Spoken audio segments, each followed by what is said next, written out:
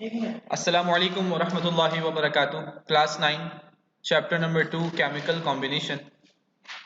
गुज़िश्ता week हमने इस chapter का थोड़ा सा हिस्सा पढ़ा था, आज इस चैप्टर को कंटिन्यू करेंगे। लास्ट वीक आपने जो चीज़ें इसमें पढ़ी थी उसमें हमने पढ़ा था कि केमिकल कॉम्बिनेशंस क्या होते हैं, हमने पढ़ा था कि law of conservation of mass क्या होता है, हमने पढ़ा था कि उस law of conservation of mass का जो एक्सपेरिमेंट था एच लैंडॉट एक्सपेरिमेंट वो हमने सीखा था, और फिर उसके बाद हमने लॉ ऑफ कांस्टेंट कंपोजिशन भी पढ़ा था। आज जो चीज़ें हमने इस चैप्टर में पढ़नी है, थर्ड लॉ है law of multiple proportion. Law of multiple proportion John Dalton ने 1803 में पेश किया था, और जिसमें उन्होंने कहा था कि अगर दो एलिमेंट को कंबाइन किया जाए तो दो एलिमेंट कंबाइन होने के बाद एक से ज्यादा कंपाउंड बना सकते हैं। The masses of one element that combine with a fixed mass of the other element are in the ratio of small whole numbers or simple multiple ratio। अब जो इनमें से एक एलिमेंट का मास है जो कंबाइन हुआ है दूसरे के साथ, वो उसमें से एक मास फिक्स रहेगा और दूसरा जो एलिमेंट है उसका मास बढ़ेगा, या तो वो होल नंबर में बढ़ेगा या उसका सिंपल मल्टीपल रेशियो होगा। कैसे? आप अपने पेज नंबर 15 पे देखें कि यहां पर आपको कार्बन मोनोऑक्साइड नजर आ रहा है। अब इस यहां पर कार्बन है और ऑक्सीजन है, और नीचे वाले कार्बन डाइऑक्साइड में भी कार्बन और ऑक्सीजन है, लेकिन फर्क क्या है कि जब कार्बन और एक ऑक्सीजन मिला तो उन्होंने कार्बन मोनोऑक्साइड बनाया, और जब कार्बन और दो ऑक्सीजन मिले तो उन्होंने कार्बन डाइऑक्साइड बनाया। थे तो दो ही एलिमेंट, लेकिन दो एलिमेंट जब आपस में मिले और इनके मास जब बढ़ा तो उन्होंने एक से ज्यादा कंपाउंड को बनाया।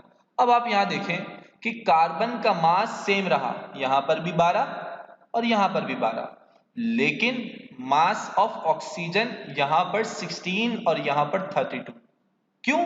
क्योंकि हमने रेशो ऑफ ऑक्सीजन को भी बढ़ाया। यहां पर कार्बन का रेशो एक ही रहा, एक सिंपल रहा, that combined with a fixed mass of the other element are in the ratio of small whole numbers। Carbon एक ही रहा, ऑक्सीजन दो हो गए, तो जब ऑक्सीजन दो हो गए तो उसका मास भी क्या हुआ? बढ़ गया। तो ये है लॉ ऑफ मल्टीपल प्रोपोर्शन।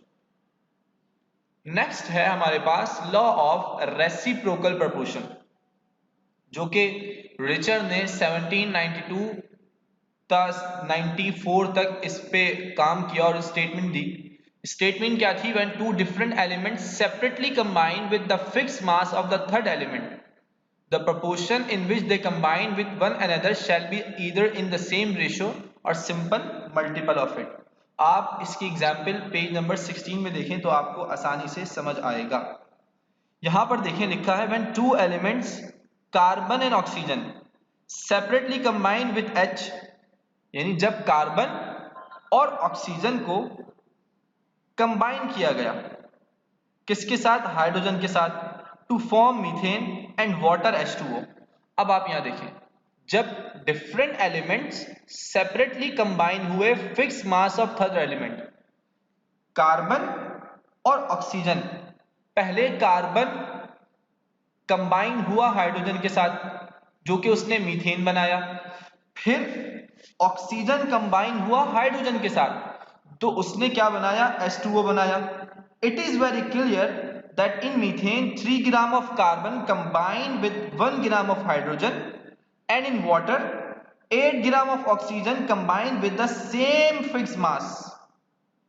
अब यहां देखें आप, जब कार्बन ऑक्सीजन के साथ मिला तो उसमें कार्बन के 3 ग्राम थे और 1 ग्राम था हाइड्रोजन का, और फिर जब वाटर यानी ऑक्सीजन हाइड्रोजन के साथ मिला तब भी उसका मास क्या था? हाइड्रोजन का फिक्स था। तो यहां पर आप देखें, जब दो डिफरेंट एलिमेंट्स यानी कार्बन और ऑक्सीजन अलग अलग कंबाइन हुए, किसके साथ? थर्ड एलिमेंट, जो कि थर्ड एलिमेंट है हमारे पास कौन सा? Hydrogen. The proportion in which they combine with one another shall be in the either in the same ratio or simple multiple of it। या तो वो बिल्कुल सेम रहेगा, लेकिन अगर उसको बढ़ाया जाए तो वो बढ़ भी सकता है। तो ये था हमारे पास लॉ ऑफ रेसिप्रोकल प्रोपोर्शन की स्टेटमेंट और उसकी एग्जाम्पल। नेक्स्ट टॉपिक है हमारे पास एटॉमिक मास का। एटॉमिक मास आप बचपन से पढ़ते आ रहे होंगे। एटॉमिक मास को डिफाइन किया जाता है कि नंबर ऑफ प्रोटॉन और नंबर ऑफ न्यूट्रॉन जितने प्रेजेंट हो एटम के अंदर।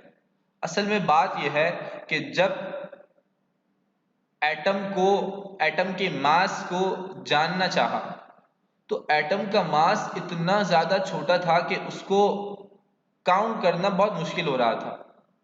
उसको काउंट करना बहुत मुश्किल हो रहा था क्योंकि आप इस पेज नंबर 17 पे देखें, हाइड्रोजन का जो मास है उसमें 1.6 एक्सपोनेंट -24 kg है, यानी इतना ज्यादा छोटा कि आप उसको काउंट करना बहुत ज्यादा मुश्किल है। तो अब साइंटिस्ट ने क्या तरीका आजमाया, उन्होंने कहा कि एटम जो डिपेंड करता है, एटम का मास वो डिपेंड करता है उनके नंबर ऑफ प्रोटॉन और उनके नंबर ऑफ न्यूट्रॉन पर। यानी जब अगर आप एटॉमिक मास की डेफिनेशन को देखेंगे, यानी एटम का मास किसके बराबर होता है, तो एटम का मास हमेशा बराबर होगा उसके कि उसके अंदर जितने नंबर ऑफ प्रोटॉन है और नंबर ऑफ न्यूट्रॉन जितने मौजूद हैं। तो जब आप नंबर ऑफ प्रोटॉन और नंबर ऑफ न्यूट्रॉन को काउंट करेंगे, उसको सम अप करेंगे, तो आपके पास एटॉमिक मास निकल आएगा। नेक्स्ट टॉपिक है हमारे पास एम्पिरिकल फॉर्मूला।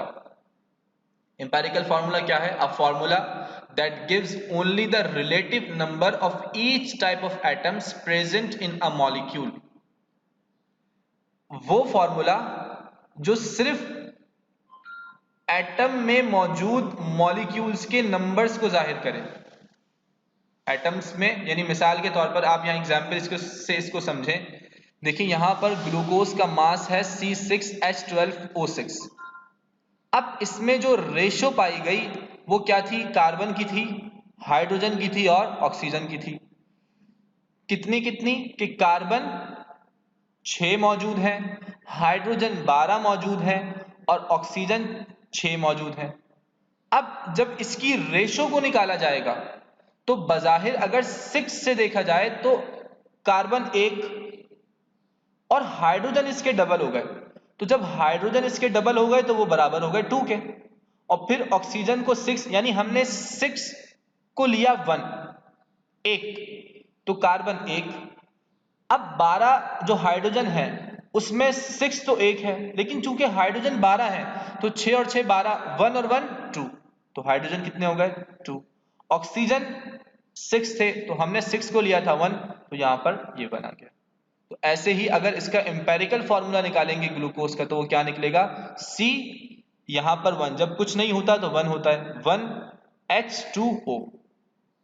ये है एम्पेरिकल फॉर्मूला और उस एम्पेरिकल फॉर्मूला की एग्जाम्पल।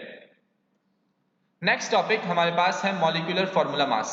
मॉलिक्यूलर फॉर्मूला मास बहुत ज्यादा आसान है, इसको अगर थोड़ा सा समझा जाए बस, बहुत ज्यादा आसान है। The molecular formula mass of a substance is the sum of atomic masses of all atoms present on the molecular formula of a substance or molecule। किसी भी मॉलिक्यूल में, किसी भी मॉलिक्यूल में जो एटम का मास है, किसी भी मॉलिक्यूल में जो एटम का मास है, जब आप उसको जानते हैं तो वो मॉलिक्यूलर फॉर्मूला मास कहलाता है। कैसे? यहां पर आप देखें, कार्बन और ऑक्सीजन यानी कार्बन डाइऑक्साइड मौजूद है। देखिए यहां पर कार्बन के साथ कुछ नहीं लगा हुआ, तो इसका मतलब यहां पर 1 है, और कार्बन का मास नंबर 12, और है कितने कार्बन? 1, तो 12 मल्टीप्लाई 1 इक्वल्स टू 12। फिर यहां पर आप ऑक्सीजन को देखें, ऑक्सीजन का मास नंबर 16, ऑक्सीजन है कितने?